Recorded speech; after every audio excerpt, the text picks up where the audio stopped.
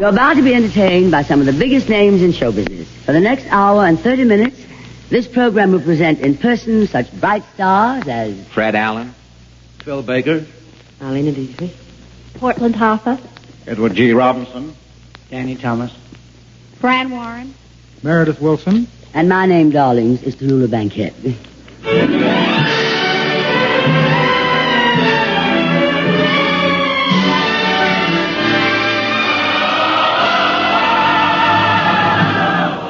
The National Broadcasting Company presents The Big Show.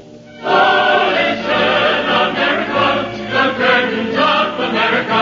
We're going to fill your parlor full of stars. The Big Show. 90 minutes with the most scintillating personalities in the entertainment world. Brought to you this Sunday and every Sunday at the same time as the Sunday feature of NBC's All-Star Festival. And here is your hostess, the glamorous, unpredictable Tallulah Bankhead.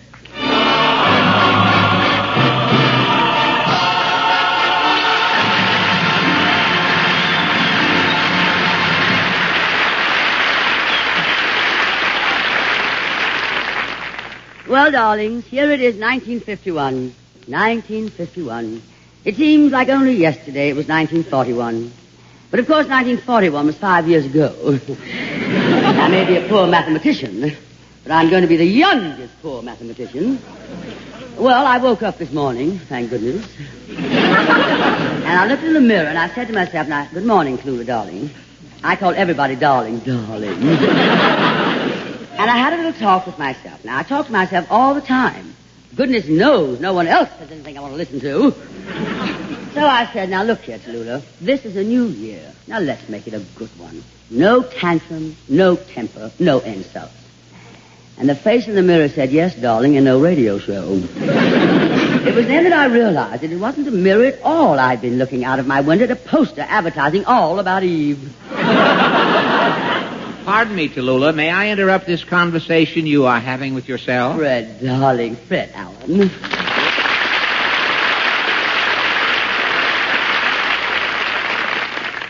Tallulah, I happen to be all about eavesdropping, and I overheard you talking to yourself. You don't know how lucky you are. You know, I was on the air 12 years before I found out that I was talking to myself. Now, Fred, I loved you on radio. You had a faithful audience. They never missed your show. Ah, and my audience is still faithful, Tallulah. I've been out of radio for 3 years, and they still don't miss my show. Darling, I'll never understand why you don't have a radio program. Well, I had to give it up. Circumstances, Tallulah. I had a minor problem. You see, my Hooper and my Pulse both went down to 5. Well, you look simply divine now, darling. That trip to Florida must have done you a lot of good. I just adore your tan. Well, this isn't a tan. It's sort of a yellow frostbite. You know, it went down to 5 in Florida, too. It was so cold in Miami, I had to put sleeves in my electric blanket so that I could go out in the daytime. My teeth kept chattering all night. Well, why don't you keep them in hot water? Well, darling, you of all people don't have to worry about not having a regular radio show. No, that's true, Tallulah. I am gainfully unemployed. Isn't it boring, darling? Nothing to do all day. Oh, I'm always busy. I have a hobby. Unemployment insurance. Unemployment insurance? Yes, that is controlled by a government agency that insures you against finding a job. They pay you a small weekly stipend while they try to place you. Now, last week, for example, I was interviewed for a job in the automat as a banana turner. A banana turner? Yes, in the automat, you see, sometimes when the fruit chef is in a hurry, he will put a banana into a compartment the long way. Well, the banana sticks out and the little door won't close. And that's where I come in.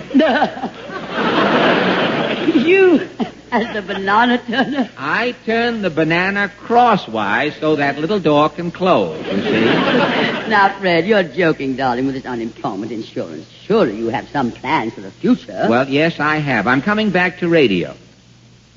Oh, that's such good news, Fred. With Really? a comedian like you coming back to radio, the radio could really come back. Is that trip necessary? Well, confidentially to Lula. It's that T. I'm off a T. I have to leave it out of my words even. Confidentially to Lula, I'm not coming back as a comedian. That's too tough a job today. When I come back, I'm going to have the easiest job in radio. What's that, Fred? I am going to be a sponsor. Fred, you a sponsor? You must be losing your mind. Well, that's the first requisite. Well, what are you going to say? Oh. Nothing. You know, I think that people have been listening to radio commercials for so long that their houses are cluttered up with stuff that they really don't need. So I am going to sell nothing. And I'm going to charge 37 cents for it. Fred, isn't that a lot of money for nothing? Oh, the way prices are today, about all you can get for 37 cents is nothing. And for 47 cents, you can get the big economy size nothing. Well, I can sponsor a radio show and build it around a personality who could make something big out of nothing. Mr. Allen! Well, here's nothing with a head on it. Well, as I stand here and cleverly feign astonishment, if it isn't Portland.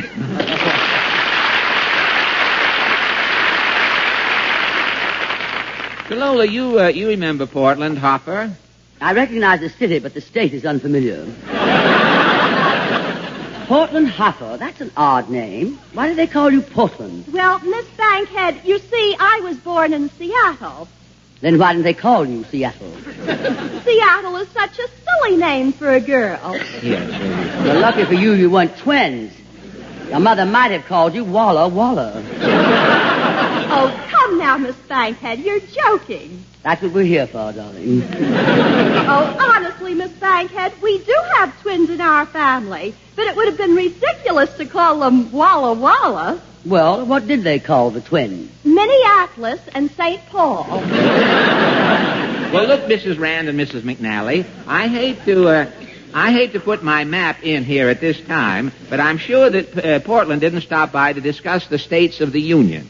Now, what is on you should excuse the expression, your mind, Portland? Well, Mama says she's an admirer of Miss Bankhead's from way back. See, that's rather a broad statement.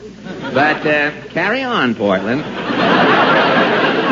Mama listens to Miss Bankhead's shows religiously. Well, it's on Sunday, so naturally. I think your mother is darling, Portland. Mama asked me to ask you a question, Miss Bankhead, if you won't get mad. Mad? Oh, why should I get mad, darling? Of course I won't get mad. Haven't you heard, Portland, dear? It's the new Tallulah. No tantrums, no temper. Especially not for such a devoted listener as your mother. Mad indeed. Now, darling, what is your mother's question, darling? How old are you? None of your mother's neurotic business. Say, Portland, if you will climb down from that chandelier, I'd like to tell you that you may inform your mother that I am going back on radio myself. I'm going to be a sponsor. Really, Mr. Allen? What are you going to sell? Well, I'm going to have a program that sells nothing. Oh, just like your old program. In rebuttal, Miss Hopper, I must say that you have the makings of another Tallulah, only an octave higher. On this high note of hilarity, let us take leave of beautiful Portland, the city of Hopper, and wend our way towards Meredith Wilson and his big show, orchestra and chorus. Here they are now in their first bright, sparkling arrangement of 1951, a brand new tune by that grand old master, Zygmunt Romberg. Zing, zing, zoom, zoom.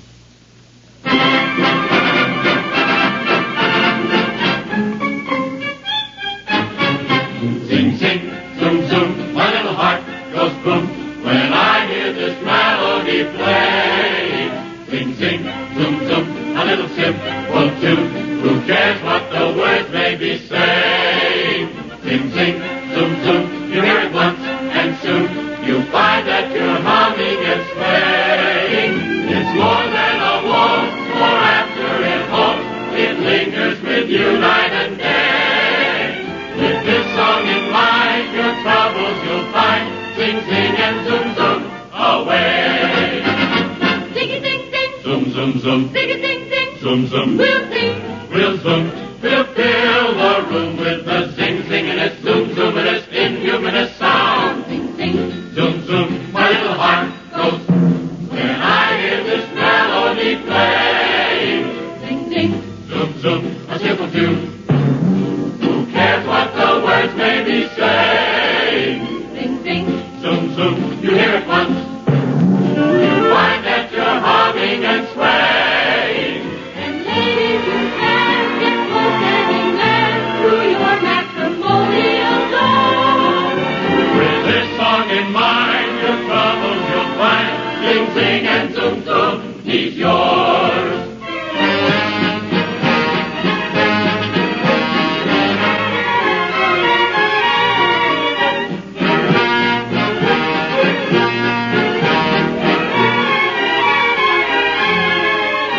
Sing, zoom, you hear it once, and soon you find that you're humming and swaying.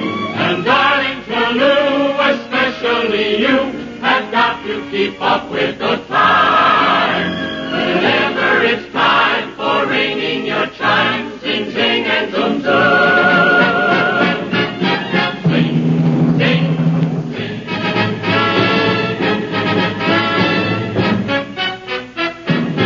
Zoom, zoom.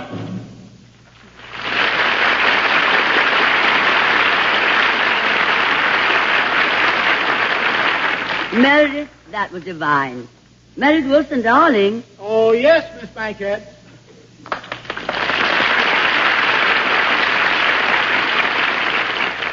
I'll be over there in just a minute. Oh, Fred, Yes, Tallulah? have you met Meredith Wilson? No, I have never had the pleasure. How lucky can you be?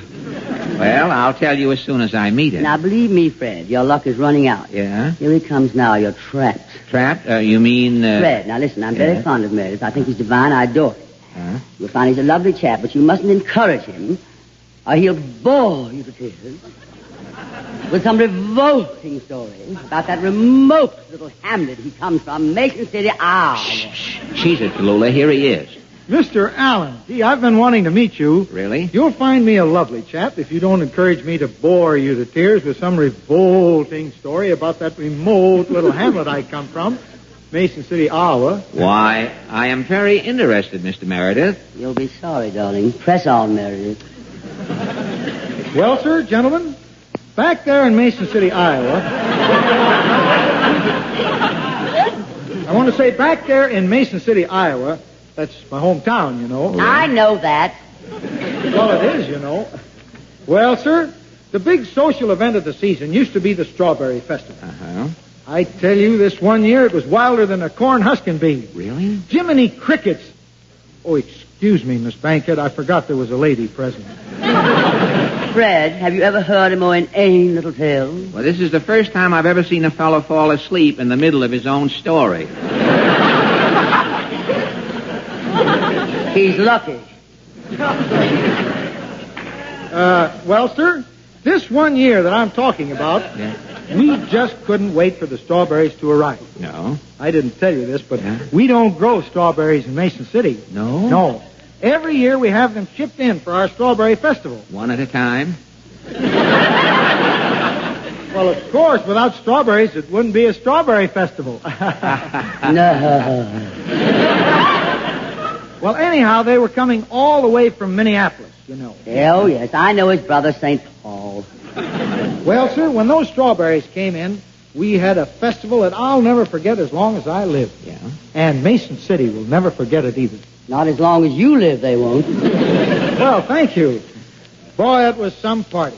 Every boy and girl in town was there, and they'll never forget that evening. On account of that Strawberry Festival, some of them later got married, some got engaged. Something happened to everybody who was there. What happened to you? I ate too many strawberries and broke out in a rash. And from then on, whenever I hear the word strawberry, I just want to run. Strawberry, strawberry, strawberry. May I take a box of those strawberries, lady? Well, Fred, was that or was that not the dullest story you've ever heard in your life? Well, sir, Tallulah?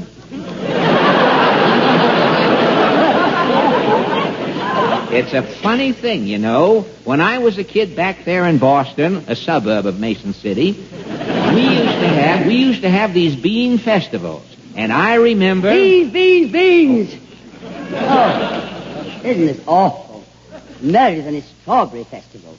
Fred and his half-baked story about beans. Now, I remember when I was a little girl, down there in Alabama, we used to have cotton festivals. I'll never forget the year Jefferson Davis and I led the grand march. He said, "What am I saying?"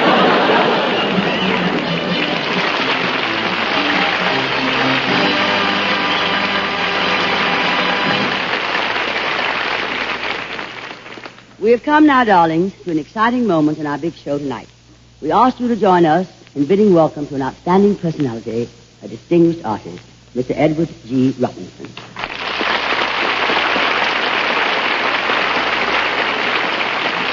We hear now a famous story by the well-known writer and celebrated master of suspense, Mr. Cornell Woolrich.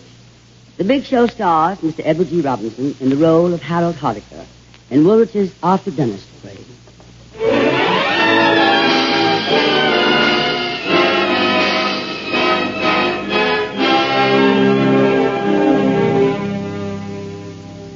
The scene, the sumptuous dining hall in the apartment of Harold Hardiker, Park Avenue.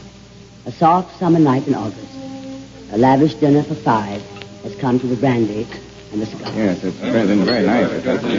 So, Evans, kindly pass that silver bowl. Let each of the gentlemen see what it contains. Mr. Mackenzie first. Not another dessert, Mr. Hunt. No, not quite. Mr. Kenshaw? Mayonnaise? Close. Mr. Pendergast? What is this, a gag? No, I'm afraid not. Mr. Lambert, please. I'm too full to care, sir. All I can say is it looks hot, sticky, and it smells funny. Eggnog, huh? Well, that's very good. Oh, Evans, place the bowl in the exact center of the table. Now, that's it. Thank you. Oh, and you may remove the glasses and coffee. Okay, mister, we give up. What's in that thing? Oh, quite a number of things, Mr. Pendergast. Whites of eggs, mustard, certain other ingredients, all well beaten together. Sounds like an antidote. That's not a funny joke, Mackenzie. No, it's not a joke. It is an antidote. Oh, Evans, you have the gun I gave you. All right, stand there. Please, on the other side of those doors, and see to it that no one comes out of here. If they try, you know what to do. I thought there was something screwy with this idea coming to your house for supper. Why should you invite 4 characters you don't even know? Then throw us a feed like this? I'm getting out of here. I assure you, Pendergast, Evans will not hesitate to shoot. He has orders. You see, gentlemen, there's a murderer in our midst. What? What are you talking about? Murder. Gentlemen, I know you all quite well. Mackenzie, you're still a salesman of water coolers. Lambert, you're a salesman of novelties. Kenshaw, you're still a clerk. Pendergast? Well, the police have an interesting dossier on you. What of it? Only this. One of you is a murderer. One of you killed my son. You killed him a year ago today. The murderer has not yet paid the price. You setting yourself above the proper constituted authorities? The findings of the medical examiner were suicide while of unsound mind. Why do you hold him in This company? isn't a discussion. This is an execution. A year ago, an elevator making its descent picked up at different floors in an office building 5 passengers. 5 men, presumably, on their way home from work. Including the operator, there were 6 people making the descent. That elevator went out of control and crashed to the basement, killing the operator. 5 of you were still alive after the crash. While the rescue crew worked with acetylene torches to cut through the steel top of the car, one of you shot and killed my son, lying there in the dark. The inquest found that he was killed with his own gun, died by his own hand. But you know differently. I know differently. Oh, but surely, Mr. Hardiker, the inquest was thorough. I recall that there was testimony offered to prove that your son had been of a highly nervous type, that he was overwrought, that the noise of the torches, magnified as it was within the car, was the factor that pushed your son beyond endurance. Yeah, it was rough in that elevator. I thought we were going to get burned down. My ears have never been the same. I can still hear that roaring. The net is, Mr. Hardecker, that if you were right, the police would have long since proved it. After all, they are interested in justice. It's their business. But it's been a year now, and the case is still marked closed. No, Mr. Mackenzie, it is not closed. You see, I know who the man is. It's taken me a year to find out, but now I know beyond the shadow of a doubt. The police wouldn't listen to me. They insisted it was suicide. But I demand justice for the taking of my son's life. It is now 9 o'clock. In a matter of minutes, one of you will be dead. You probably noticed at dinner that each of you was served separately. One dish, and one alone, was deadly. It's putting in its slow, sure work right now as we sit here. Look at that silver bowl, gentlemen. It contains the antidote. I have no wish to set myself up as executioner above the law. Let the murderer be the chooser. Let him reach out and save himself and stand convicted before all of you. Or let him keep silent and go down to his death without confessing, privately executed for what can't be publicly proved. In, say, 10, 12 minutes, collapse will come without warning. But are you sure you did this to the right one? No, I haven't made any mistake. The waiter was carefully rehearsed. You're all perfectly unharmed, but the killer. Now, he tells us, a fine way to digest a meal. Why didn't you serve the murderer first so then the rest of us could eat in peace at least? Shut up, Lambert. You can't be sane and do a thing like this. Did you ever have a son, Mr. Mackenzie? Can't stand it. Let me out of here. I didn't do it. I don't feel so good. Then why don't you take the medicine our dear host has provided? Why not? Lambert. Just reaching for a cigar, Mac. Got a light Pendergast? Thanks. Something's shaking, either my head or your hand. What are you trying to do? You trying to kid us? What's the idea of reaching like that if you ain't going to take this stuff? Can't you see this ain't no time to kid? This guy Harddecker is nuts. He's nuttier than a fruitcake. Quit it, Pendergast. Act like a man. Harddecker, you're alienating whatever sympathies due you by pulling a stunt like this. I'm not asking for sympathy. It's atonement I want. 3 lives were taken from me. My only son, my daughter-in-law, and their prematurely born child. I demand payment for that. I can't breathe. He's done it to me, so help me. Gas around the heart may be Pendergast. Don't fall for it if you're not sure. Don't fall for it. If I drop dead, are you going to bring me back? He ought to be arrested for this. Arrested? He's going to get sued like nobody was ever sued before. When I get through with... I'd say about 4 minutes left. No, the murderer seems to prefer death to confession. Oh. What's the matter, Mackenzie? It hit you? My heart. Hey. Oh, dear God in heaven, I didn't do nothing to deserve this. I'm dying, I know, I'm dying. If the antidote is not downed in 30 seconds, it will most certainly fail. 30 seconds. No. No. Give me that bowl.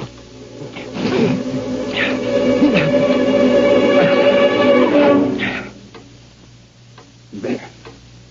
I've drunk it. I've drunk it all.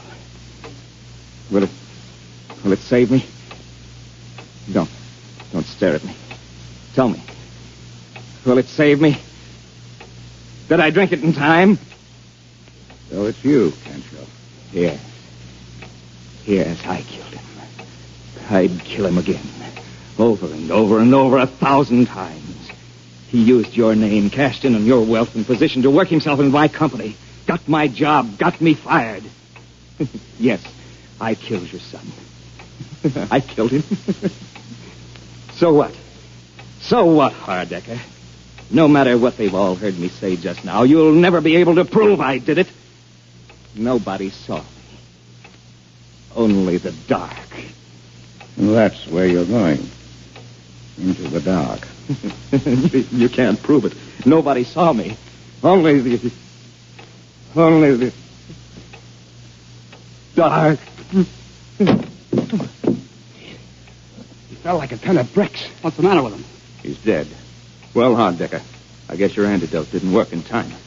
No, that wasn't the antidote. That was the poison itself. He hadn't been given any poison until he gulped that down. He convicted himself and carried out sentence on himself with one and the same gesture. I hadn't known which one of you it was until then.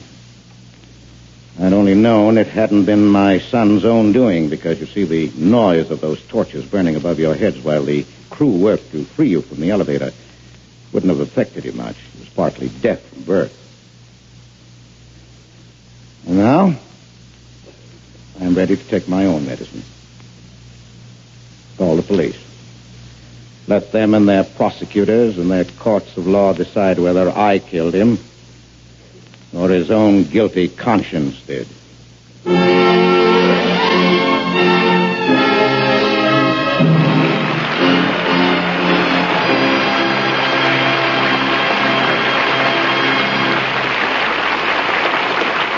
Bravo, bravo to Edward G. Robinson and the supporting cast for a splendid performance. Come over here, Eddie, darling. We have so much to talk about. Ah, shut up. Fred, isn't that darling? Sweet little Eddie Robinson trying to act like a gangster. And you shut up, too. Wait a minute. I didn't say anything. Well, yet. just in case you're thinking of saying anything, just shut up. Now, Ed, you're kidding, aren't you? What do you think this buzz on my hip is? Middle egg spread. A 45, see? Have you ever considered cutting down on potatoes? Now, listen, you big tomato. You get in my way, and I'll push a grapefruit in your mush and throw a pineapple into your apartment, see? Say, I'll take a pound of that fruit salad, sir. Now, look here, I'm warning you, see? One more crack out of you, and you'll need protection insurance. Say, I'll take some of that, too.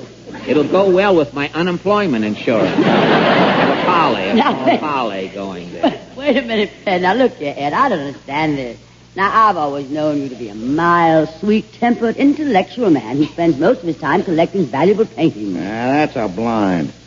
On the backs of them, their paintings are blueprints of some of the biggest banks in the country, see? But, Mr. Robinson, I understood that you had a collection of authentic paintings by Rembrandt, Renoir, and Degas. Oh, sure.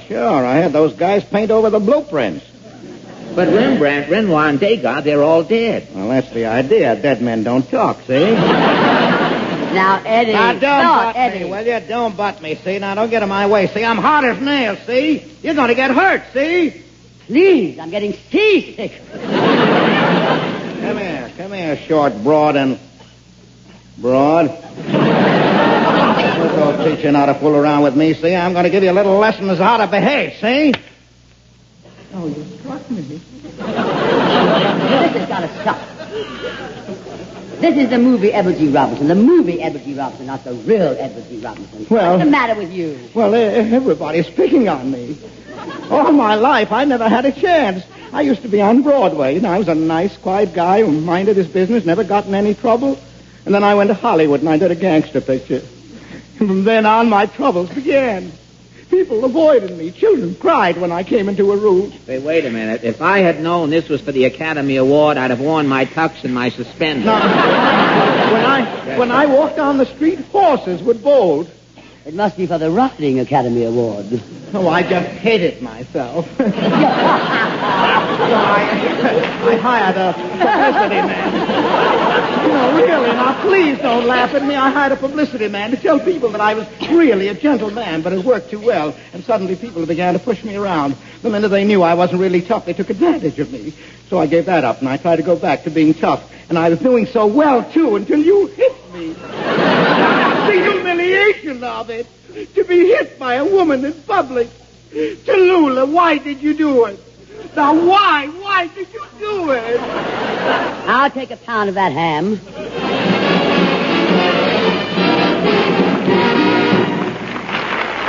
We'll be back in a moment, darling. Just as soon as I ring my chime. This is NBC, the National Broadcasting Company.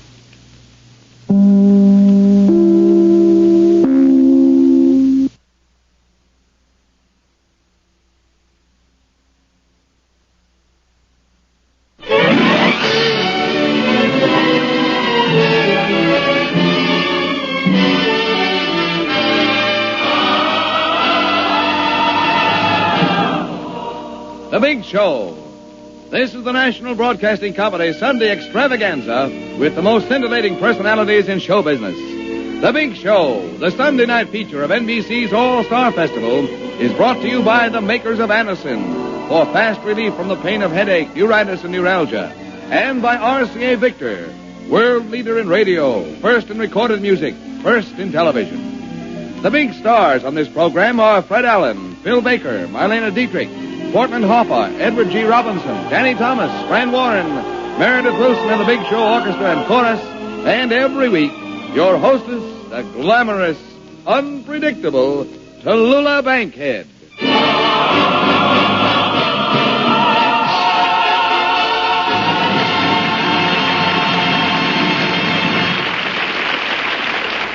Well, darling, here we are with the big show and a dipper full of stars. The Big Dipper, of course. I'm particularly thrilled over the impending appearance this evening of Marlene Dietrich. Marlene Dietrich. A magic name, which is synonymous throughout the world with beauty, charm, talent, glamour. Of course, darlings, you realize they hand me this stuff. I have to read it. I don't know why they think she's so attractive. Just because she has beautiful hair, a lovely face, a perfect figure, gorgeous legs. I'll take 110 pounds of that. Phil Baker.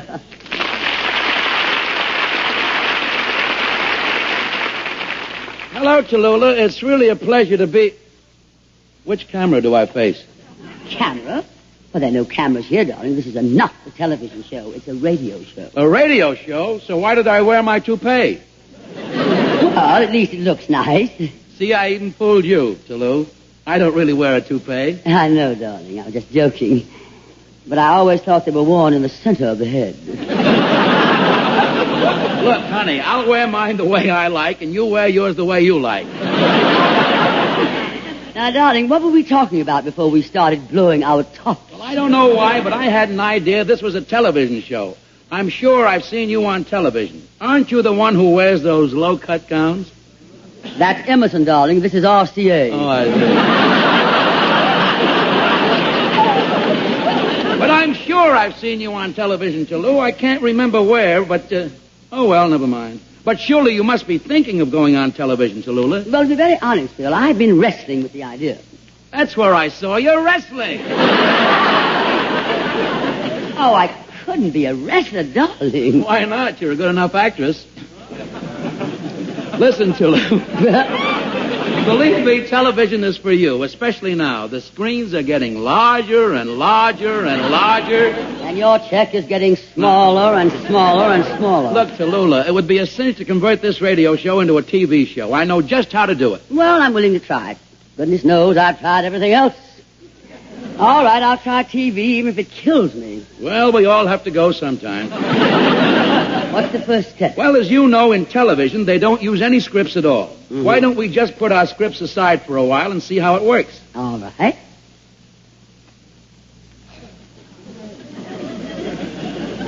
Well, this is pretty dull. Nothing's happening. Well, that's television.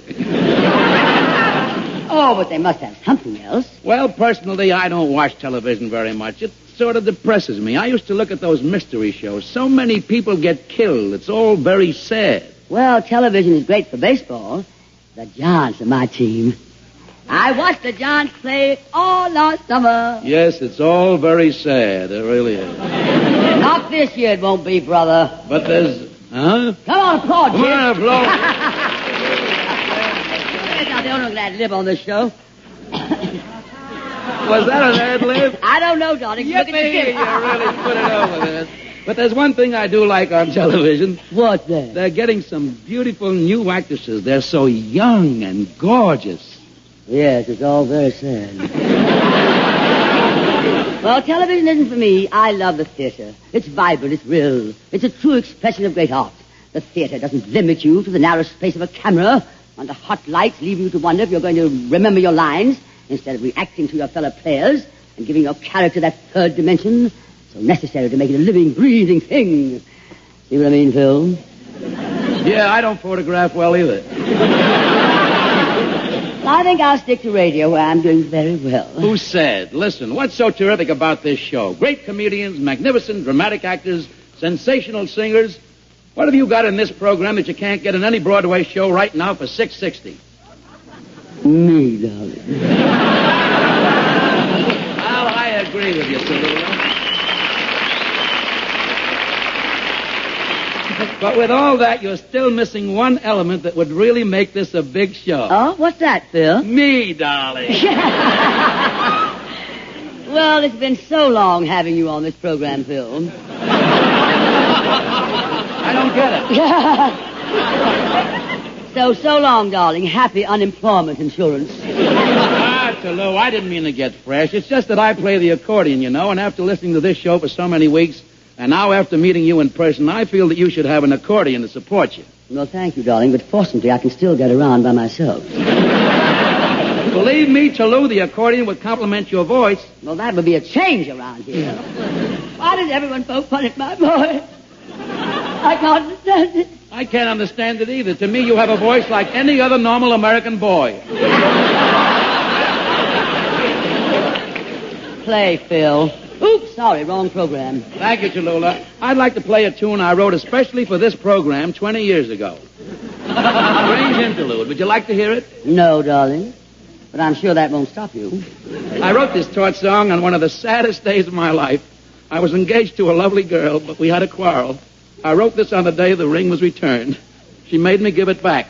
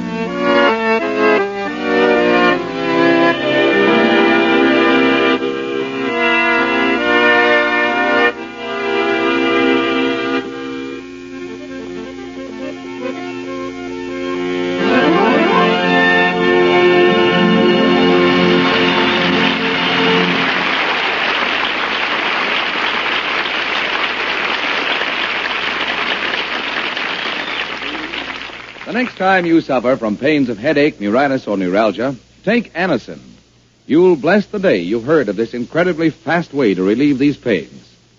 Now, the reason Anacin is so wonderfully fast-acting and effective is this. Anacin is like a doctor's prescription. That is, Anacin contains not just one, but a combination of medically proven active ingredients in easy-to-take tablet form. Thousands of people have received envelopes containing Anacin tablets from their own dentist or physician, and in this way discovered the incredibly fast relief Anacin brings from pains of headache, neuritis, or neuralgia. So, the next time a headache strikes, take Anacin for this wonderfully fast relief. Anacin, A-N-A-C-I-N. Anacin comes in handy boxes of 12 and 30, economical family-sized bottles of 50 and 100. Get Anacin at any drug counter.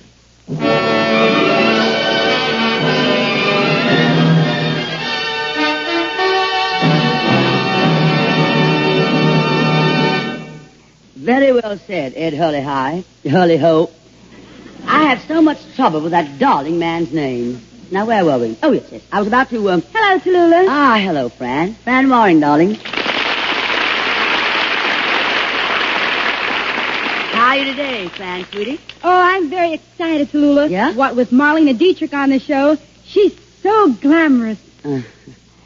I've heard that said about me, darling. And she's such an international celebrity. I've heard that said about me, darling. Who? I remember she was my ideal when I was a child. And I've heard that said about... Oh, darling. You know, Tallulah, with Marlena on the show, I knew we girls would have a lot of competition. So I thought I'd dress very carefully today. I really extended myself. Darling, your extension is showing.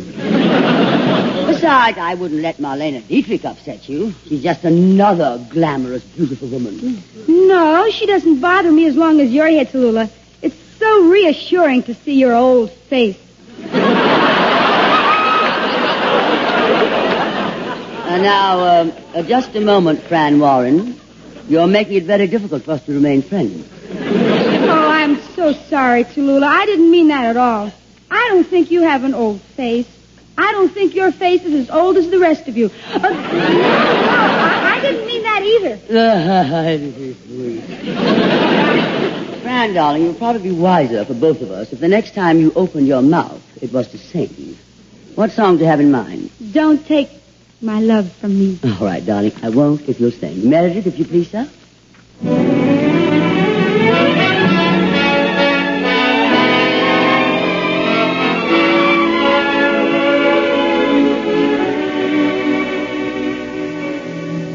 Tear a star from out the sky, and the sky is blue. Tear a petal from a rose, and a rose weeps too. Take your heart away from mine, and mine will surely break. My life is yours to take, so please keep that spark away. Would you take the wings from birds so that they can't fly?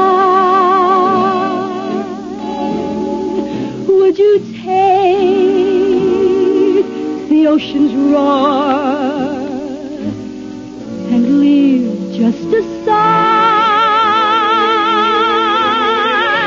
And this my heart won't let me do.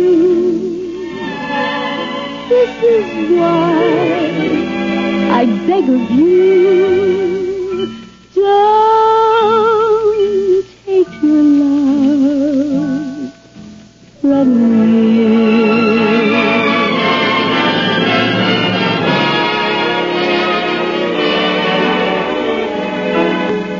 Would you take the wings from birds so that they can't fly?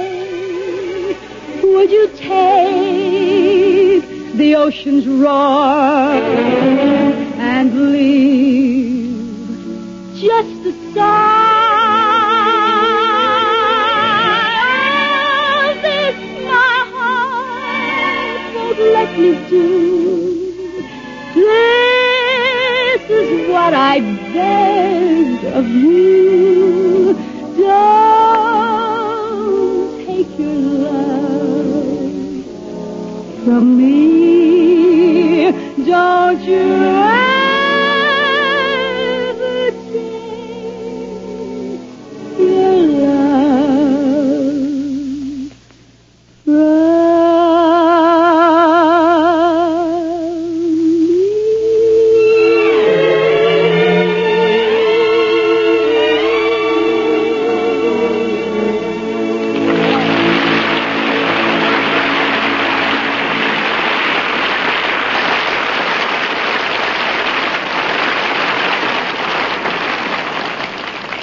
Well, you're in great voice today, Fran, and, Hello, Tallulah, darling. Is this a dagger I see before me? Darling, it's Marlene Dietrich.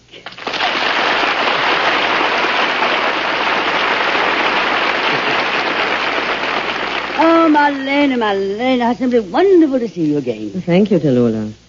How long has it been? I was thinking only this morning that I haven't seen you in 20... Careful, Marlene, darling. People are listening. Weeks? Oh, darling, weeks. Oh, Tallulah. Yeah? After all these years, guess whom I met the other day? Claude. I ran into him on the street. Hard, I trust. Why, Tallulah, precious, he was so crazy about you. Oh, no, Pet, it was you he was crazy about. Of course not, darling. Everybody knows he was crazy about you. Well, now that I come to think of it, he was crazy about me. Yes, he was crazy. Yeah, isn't he sweet? Dear old Claude. Does he know that you're a grandmother now? Oh, excuse me, darling. He knew you were a grandmother then, of course. Isn't he sweet? Tell me, Tallulah, what's new? I hear so little about you since you have hidden yourself away in radio. Oh, come now, Marlene, sweet. If you could read, you'd know that I just got a big spread in Collier's magazine this week. Well, you need a big magazine, Tallulah. Fortunately, I can still make the slimmer magazine. As a matter of fact, Tallulah, I was just interviewed this morning by the Woman's Home Companion. No? Are they changing the name to Old Woman's Home Companion? Now, let's face it, darling. Look at you. False eyelashes, mascara, powder, rouge, lipstick. Yes, darling, but the rest of it is all me.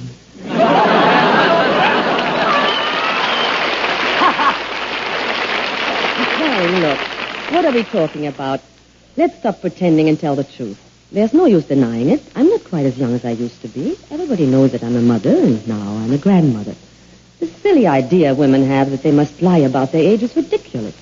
I don't care if everybody knows how old I am. You really mean that, Marlene? Of course, Tallulah. Well then, darling, how old are you? 32. 32? Now, just a minute, Marlene. Do you mean that you're only 1 year older than I am?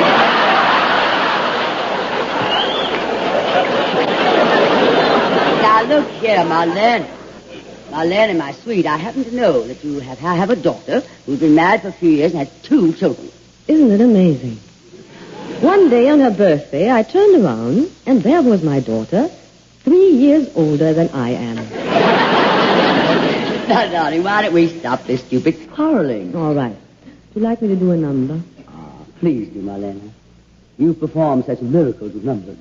May I sing Falling in Love Again? By all means, Marlene. Sing Falling in Love Again. Why don't you sing it for us again, just the way you sang it 35 years ago? Before you were born, darling.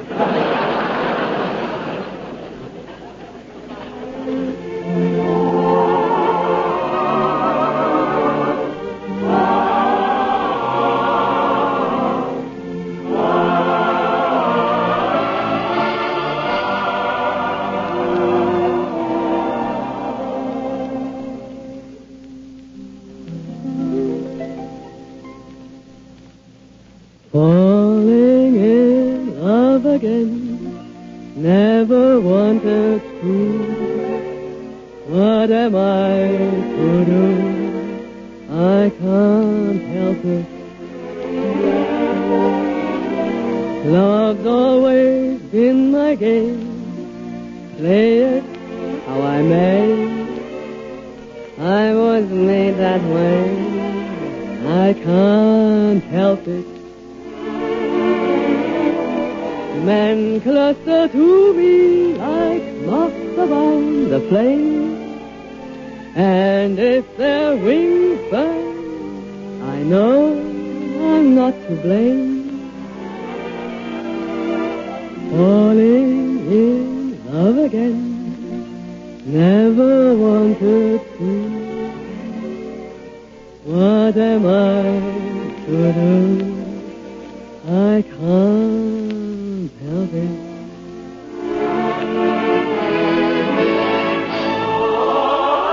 Men cluster to me like moths around the flame, and if they're winter, I know I'm not to blame. falling in love again. Never wanted to. What am I to do? I can't help it.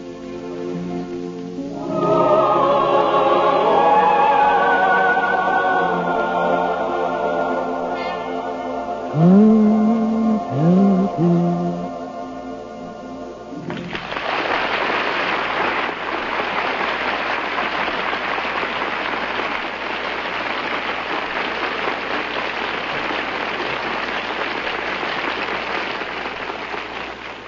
Here's a word from RCA Victor. For 5 kinds of wonderful fun and all in one, there's nothing like a new RCA Victor million-proof combination console. The whole wide world of entertainment is yours.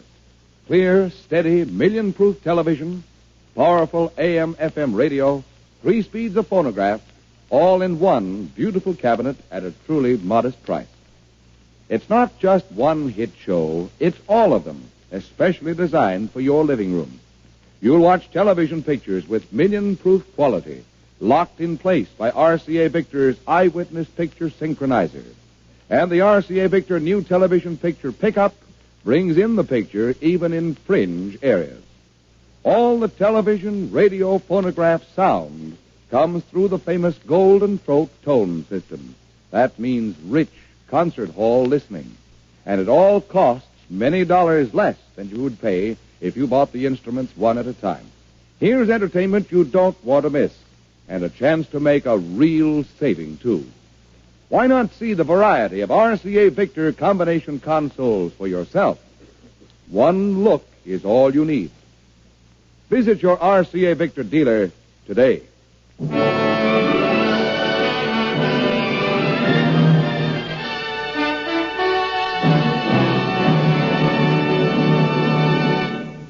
Thank you, Ed Hurley. Hurley hi, ho, hoo, ho. Well, that takes care of the vowels. Will I try the consonants? Oh, Marlene, darling, I must tell you how divine your song was, darling. Thank you, Tallulah. Such a wonderful way to lead into the commercial. I'll have you know, Tallulah, that men have killed themselves after hearing me sing. I'm sure of that, darling. I died a little myself. Well, we all have to go sometime. Say, speaking of going, I think I'll be going. I've been wading through this script looking for a line or two for myself. Why, Fred Allen. Not even a joke line, mind you. Just an ordinary old feed line would do. Any line at all. A bread line. Marlena's lines would do. Say, as a matter of fact, Marlena's lines are perfect. And besides, not that you girls need me to throw you a curve, but I've noticed that Phil Baker had an accordion solo, Marlene Dietrich had a bronchial solo, and I would like to play a little clarinet solo. I just happen to have my clarinet with me. Why, of course, Fred. Did you think I would do a show and neglect having you play your clarinet? Well, frankly, yes, Tallulah. Of course you can play. Oh, goody. What a night for music lovers. May I begin? Now, wait a minute, you guys. Edward G. Robinson, darling, what is it? You know, I'm looking for some lines myself, see. If everybody's doing a solo, I want to do one, too, see? But, Eddie, darling, what instrument do you play? I don't play any instrument, but I carry a violin case, see? That might be odd, a machine gun solo. Well, when do we get to it? Wait a minute. How about me, fellas? Ed Hurley, you a soloist, too? Well, we all have to go sometime. Do your solo first, darling, and then Fred and Ed, they'll follow, huh? Oh, thank you, Tallulah. All I wanted to say was that this portion of the program was brought to you by the makers of Anacin for fast relief from pain of headache, neuritis, and neuralgia, and by RCA Victor, world leader in radio, first in recorded music, first in television. You're soloing quite well, Ed Hurley. Now, Eddie Robinson, what did you have in mind? Spread out, you guys, see? I'm taking over the station break, see? Oh, are you still doing that imitation of Edward G. Robinson? You know, Eddie, you and I are probably the two most widely imitated people in the whole world. Oh, she imitating me now, too? No, darling, but I am. Watch this. Ready with your clarinet, Fred? Lips akimbo, Tallulah. All right, you guys. I'm taking over, see? Now get this, see? This is NB, see? the National Broadcasting Company.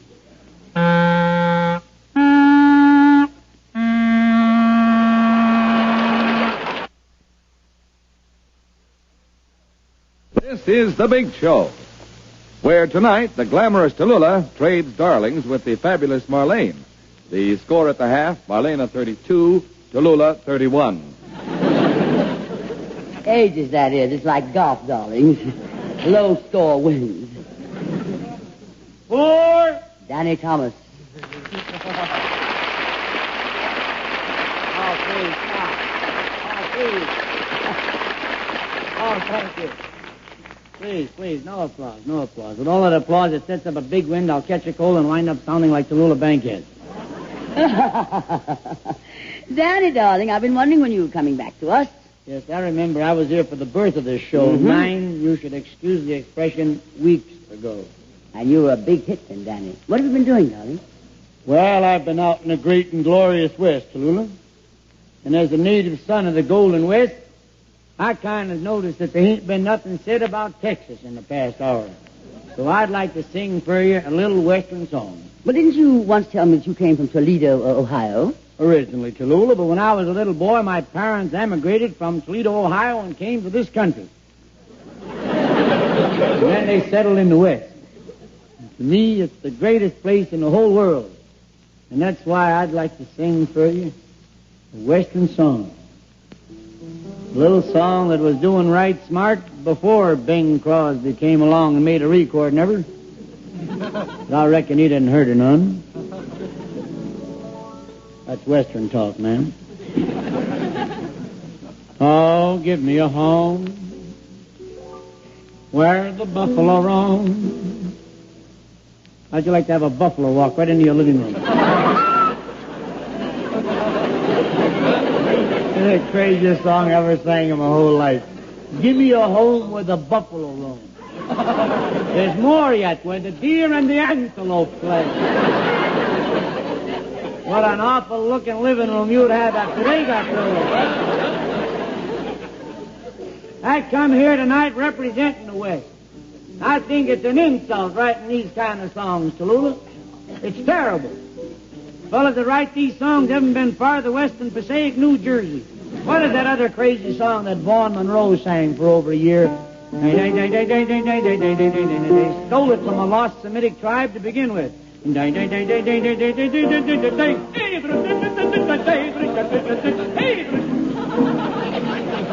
a load of these words, will you? An old cowpoke went riding out one dark and windy day. And then he came to rest upon a ridge as he went on his way. When all at once a mighty herd of flying cows he saw.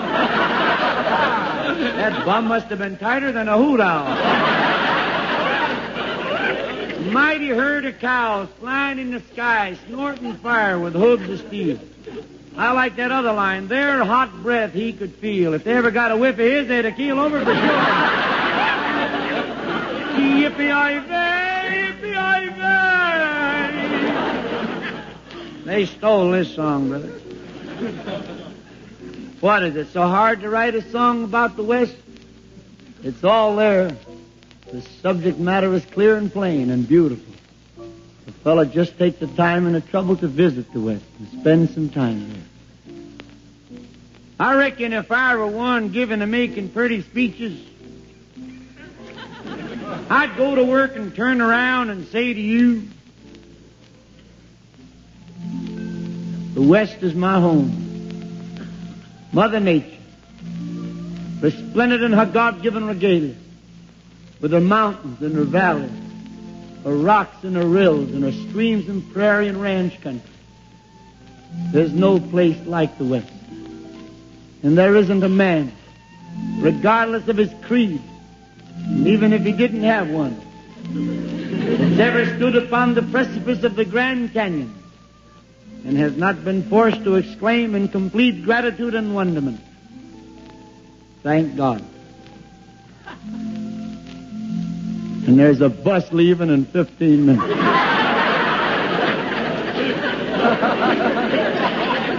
Of course, I know what you're going to say if you're a dyed-in-the-wool Easterner, a typical cosmopolite. especially if you're from Manhattan. I can quote you. New Yorker. What's with that Westmo? What is that already? What are you hacking me with the West? That means, what are you chopping me with the West? I'm the kind of guy likes to bet a horse, spin the wheel, shake the dice. What do you give me the West? You could die a slow death out there. Well, if there's anybody listening that comes under that category, I got news for you. They're waiting for you in Las Vegas, Nevada.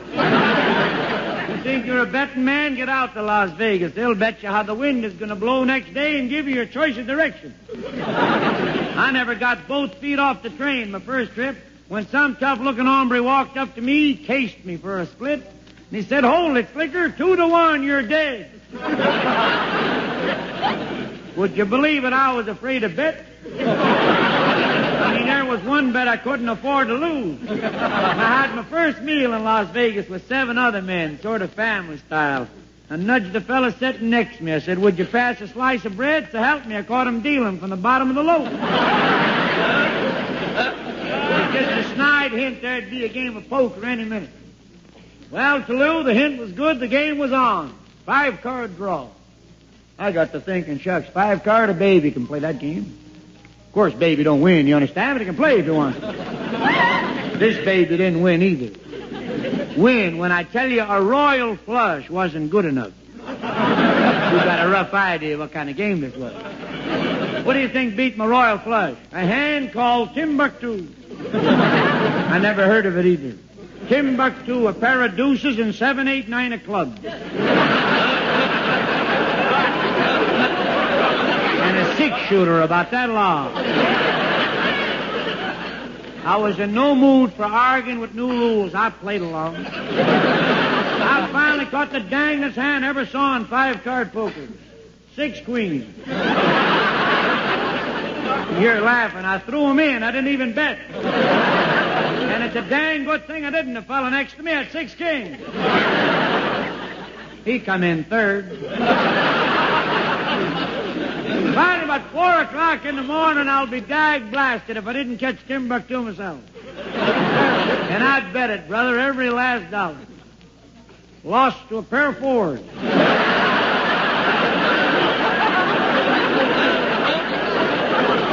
Same size 6-shooter. The fellow was nice about it. He said, "I'm sorry, Bob. Timbuktu is good only once a night."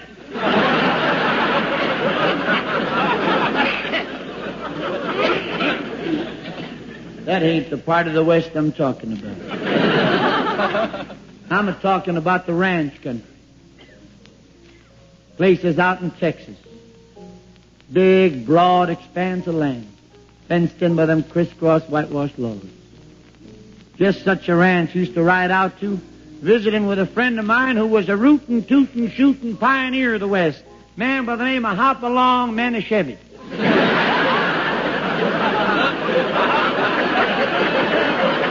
fella had a matzo ball plantation.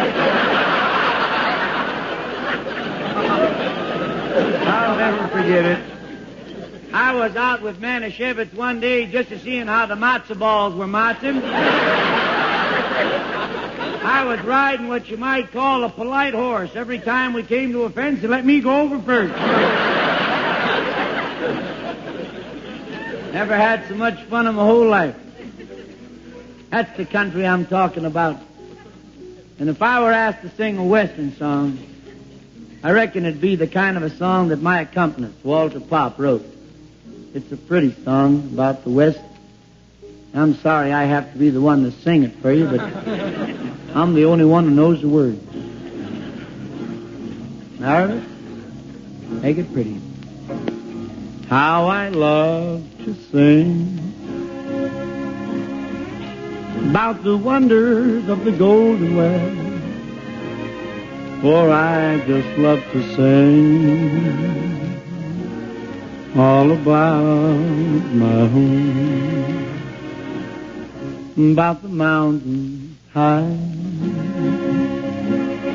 and the valleys that I love the best, and her purple sky, I could write a toast. I swear, nowhere is there such beauty, and brother, you can bet.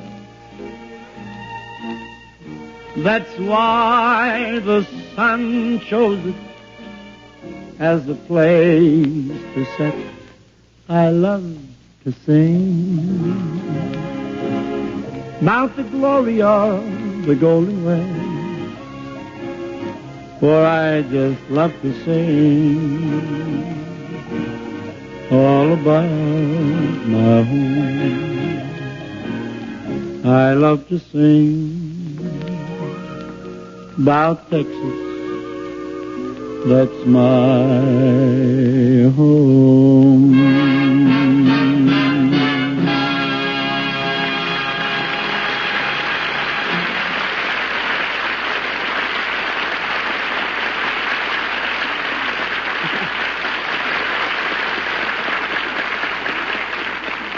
Thank you, Danny, darling. That was a wonderful routine. I agree, Tallulah.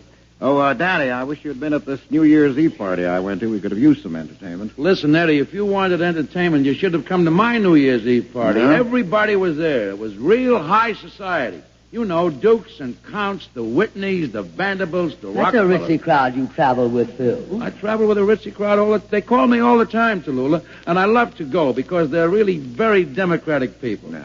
Why, do you know something? After the party, they even invited the drummer, the violinist, and me to eat with the guests. Well, I went to a party in Hollywood at the Colemans. You know, Ronald Coleman and his wife, Benita, and all the Hollywood people came. Actors, directors, comedians.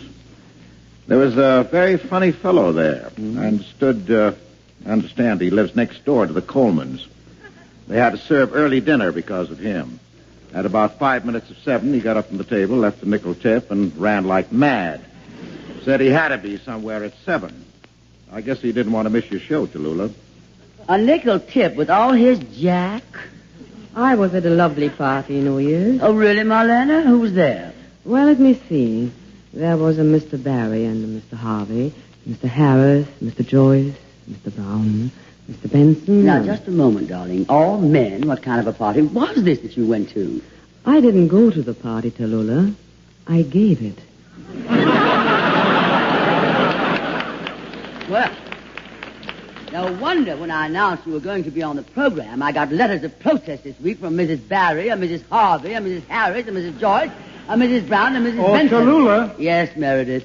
I had a wonderful New Year's Eve. Renee and I. Oh, dear. Renee used to be a girl, but she's now Mrs. Wilson. Get to the point, darling. Well, sir, Miss Bankhead? We sat around New Year's and listened to a wonderful recording of the song I wrote for the big show. Oh? May the good Lord bless and keep you. Eddie Arnold just made it for RCA, and it's such a great record that I could listen to it hour after hour. I'm sure you could. You know you can play it 5,742 times before the record wears out? I'm sure you did. Danny, what did you do New Year's Eve? Oh, I went to a kind of a strange party, Tallulah. It was given by one of the vice presidents of this network. Now, what do you mean strange? Well, at 12 o'clock, instead of singing Auld Lang Syne, he made us all stand up and sing, "Oh, NBC, the gem of the ocean." NBC, the gem of the ocean? Don't you mean... Wrong network, Tallulah. Tallulah, Yes, Fran? I went to a party and had a wonderful time. Everybody was so gay, and I kept singing carol after carol. But, Fran, darling, at a New Year's Eve party, carols are for Christmas. That's when the party started. Miss Bankhead. Miss Bankhead. Yes, Rochester. Ooh, wrong city. Wrong network again, Tallulah. Miss Bankhead, we just wanted to thank you for inviting us to your party on New Year's Eve. Yes. Did you have a nice time, darling? Oh, we had a double George time, Tallulah. Where were you? Oh, darling Fred, I never go to my own. I give such dull parties. But I might just as well have stayed home. I went to one of those impossible New Year's Eve dances. It was, well, Dorothy Parker must have been to a dance of this sort at some time or another, because she captured it so perfectly in her amusing little piece, The Waltz. You know, darling, you're standing there, the music starts, And a man comes up. Don? Oh, but certainly I'd adore to. Now, what did I say that for? I don't want to dance with this character. I don't want to dance with anybody. Even if I did, it wouldn't be with this one. I've seen the way he dances. He looks like the MC of a nightmare. Just think, not 10 minutes ago, when I was sitting there with my heart bleeding for the poor dame he was dancing with. Now I'm elected. Well, isn't it a small world? And you can have it, too. A little dreamboat of a world. Its events are so unpredictable, are they not? There was I, minding my own business, not harming a living soul. And then this dopey Don Juan has to come into my life. All smiles and city manners, to sue me for the favor of one passionate polka. Why, scarcely knows my name, let alone what it stands for.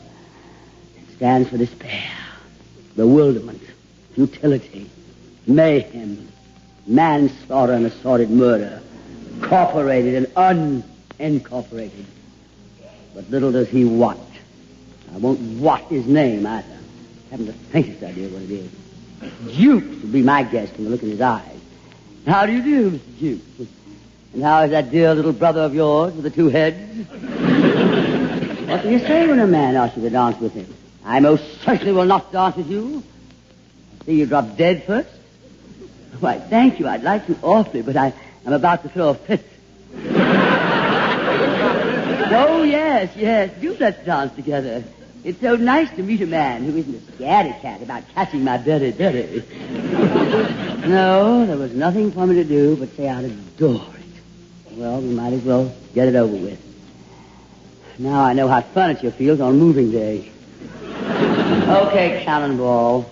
Let's run out on the field. You won the toss. You lead. Huh? Oh, why, no, I think it's more of a waltz, really, isn't it? Well, we might just listen to the music a second, huh? Shall we? Oh, yes. Here's a waltz. Mine? Why, I'm simply thrilled. I'd love to waltz with you. I'd love to waltz with you. I'd love to have my tonsils out. I'd love to be hit on the head with an atomic bomb. Well, it's too late now. I'm trapped like a trap in a trap. We're underway. Why didn't I ask him to sit this out? We'll be sitting on the floor in a minute if this keeps up. It's a good thing I warned him this is a waltz. I bet if I told him this is a rumba, we'd have made a touchdown in Times Square. Why does he always want to be somewhere that he isn't? Why can't we stay long enough in one place to get to know the neighbors? With this constant rush. It's the curse of American life. That's the reason we wrote, out! I have to kick you, idiot. Oh, my poor shin. My poor little shin. I've had ever since I was a little girl. Oh, no. Goodness, no. It didn't hurt the least bit. And anyway, it was my fault. No, really was. Honest, truly. Yes, it was, really. Oh, now, you're just being sweet to say that. It really was all my fault. Oh, I wonder what I should do. Throttle him this instant with my naked hands, or let him have a stroke and drop in his tracks. Maybe it's best not to make a scene. I guess I'll just lie low and let him burn himself out. He can't keep this up indefinitely. He's only human. Well, I wonder. I don't want to be the oversensitive type. You can't tell me that kick was unpremeditated. When it comes to kicking, I'm outraged womanhood. When you kick me in the shin, smile. I bet he grew up in the hill country. I bet they had to throw him on his back to get his shoes off him. What? Oh, no, it's lovely. No, it's simply lovely. It's the loveliest waltz I ever heard, isn't it? Yes, I think it's lovely, too. Sure. Well, what's it to me if I have to spend the next 2 years in a plaster cast? Well, who wants to live forever? Dance, little gypsy, dance while you can. I wonder if the band leader shoots you when you break a leg. Oh, dear. Oh, he's all right, thank goodness. For a while, I thought they'd have to carry him off the field. Oh, I couldn't bear to have anything happen to him. Ah! Get off! I ain't stepped, you hulking peasant. What do you think I am anyway, a gangplank? Out! Oh, no! Of course, it didn't hurt a bit. Why, it didn't hurt a bit. Honestly, it was all my fault. You see that little step of yours, well, it's perfectly lovely, but it's just a tiny bit tricky to follow at first. Oh, did you work it up yourself? You really did? Well, aren't you amazing? Oh, no. Now I think I've got it. Oh, no, I think it's lovely. Yes, I was watching you when you were dancing before. It's awfully effective when you look at it. It's awfully effective when you look at me, too, I bet. I must look like something out of The Fall or The House of Usher. This sort of thing takes a fearful toll of a woman in my condition. And he worked up his little step himself. He and his degenerate cunning. Well, I'm past all feeling now. I didn't know what trouble was until I got drawn into this dance macabre. I think my mind's beginning to wander. It almost seems as if the music was stopping. Oh, it couldn't be, of course. No, the governor refused to sign the reprieve. What? Stop? Oh, they have stopped. The mean things. They're not going to play anymore? Oh, you darling, do you really think they would? You really think so? If you gave them $20? Oh, that would be lovely. And look, do tell them to play the same thing. I simply adore to go on waltzing.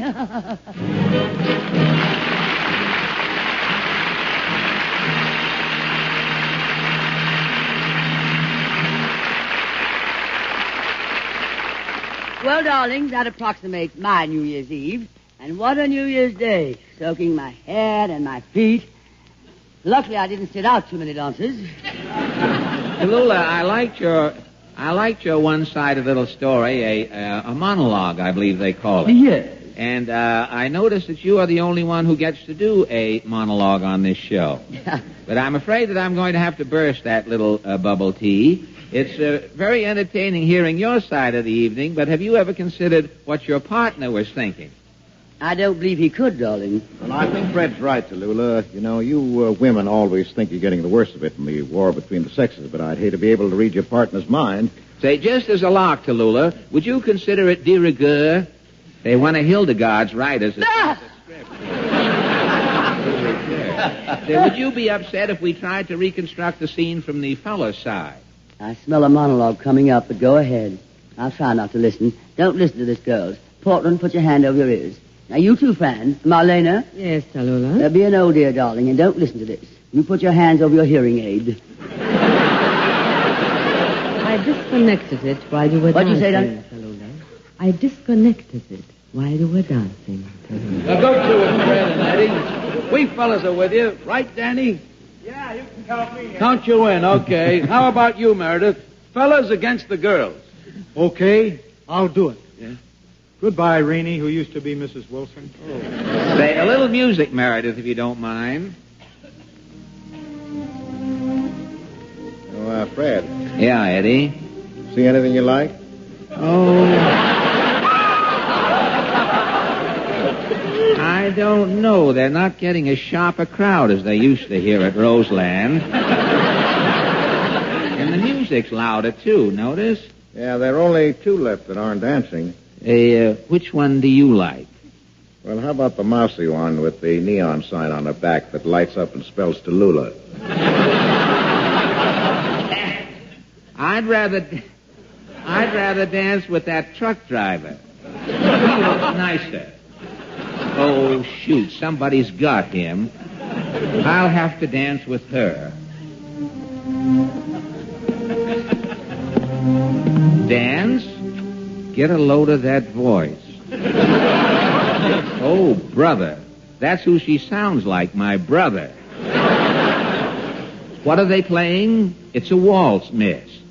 They're playing a waltz, but this kid's doing the Big Apple. And she's the type that leads. What's that? My name? It's Jukes. Fred Jukes. My family makes all of those boxes you see around in Paris. Jukes box. No, I'm not married. No, I've never been married. Yes, I'm single.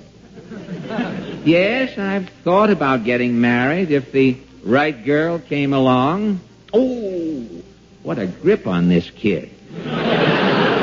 She's clutching me like men are going out of style. She's so hard to push around, too. She must have lead in her wedgies or something. Maybe it's her makeup. That makeup she's wearing must weigh as much as she does. I almost feel like I'm dancing with her and Max Factor. Gee, there must be some way I can get rid of this dame. Maybe I ought to kick her in the shins. Say, I think I will kick her in the shins. The way she's dancing, it'll look like an accident. But how can I kick her? She's standing on both of my feet.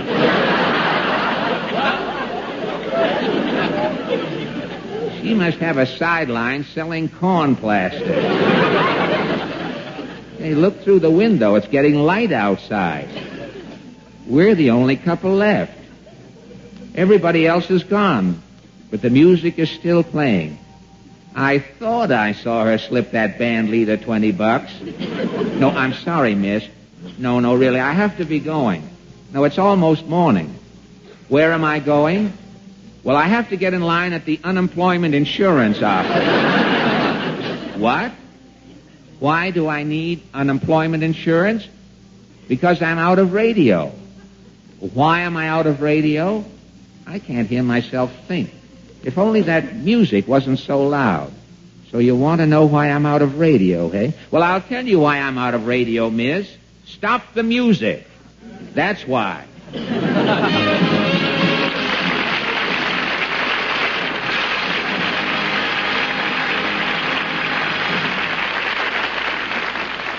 Fred, that was divinely insane. Well, I hope you're not angry, Tallulah. Oh, no, Fred, I loved every moment of it. It was very charming. There's just one thing. I wonder what happened to that friend of yours at the dance, the part Eddie played. Oh, that guy, he wound up going out with the boys. With the boys? What fun is that? Oh, he was at that party with Mr. Barry, Mr. Harvey, Mr. Benson, Mr. Harris, Mr. Joyce, Mr. Brown. Marlene, I don't know how you do it. How do you manage to keep so many men interested? I make such good Wiener Schnitzel.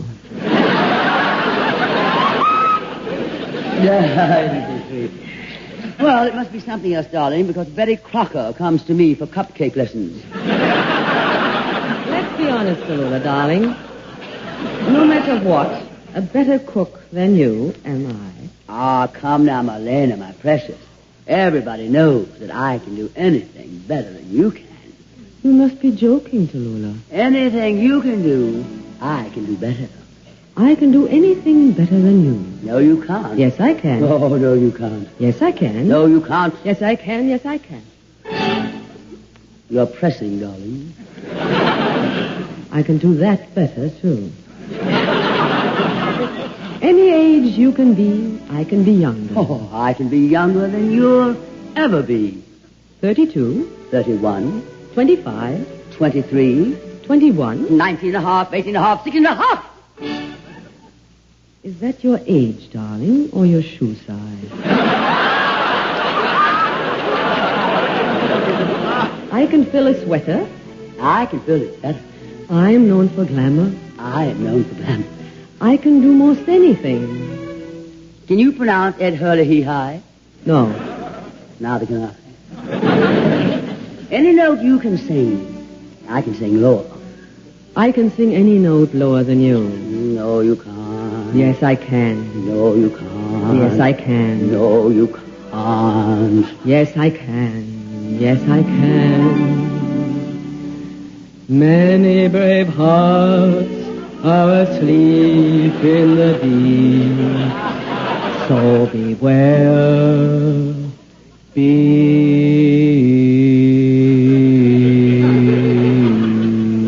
Step aside, Buster.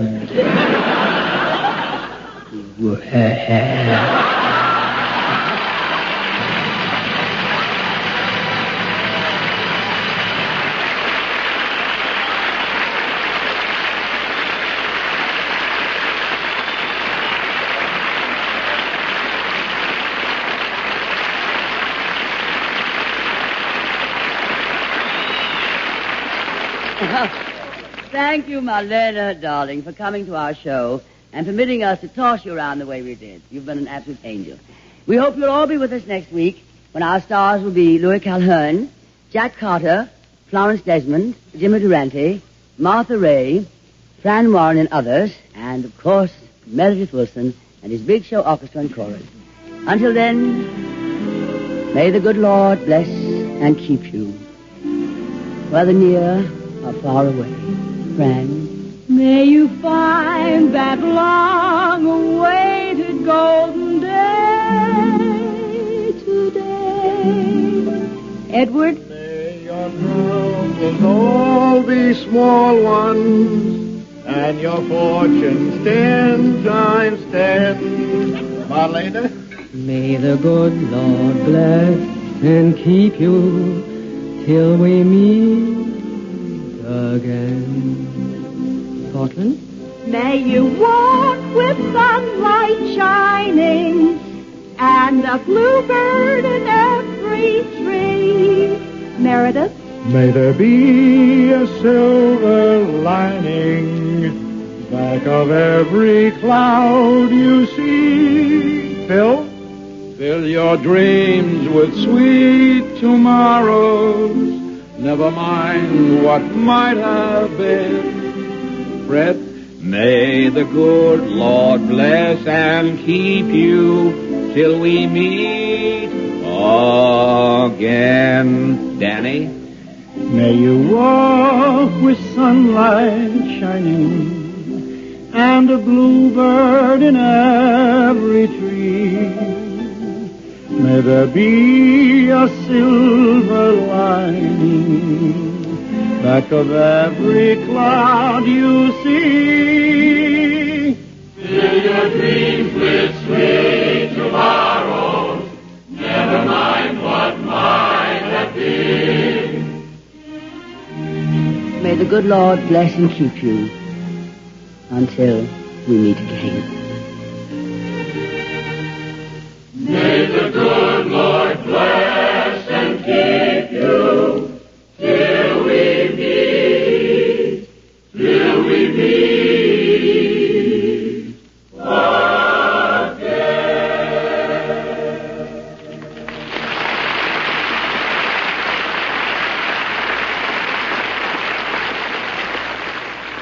Good night, darling.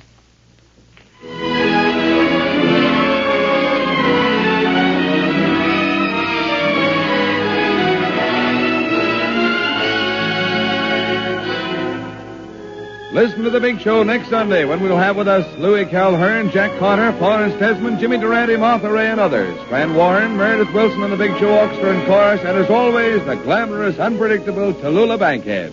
The Big Show is directed and produced by D. Engelbach and written by Goodman Ace, Selma Diamond, George Foster, Mort Green, and Frank Wilson.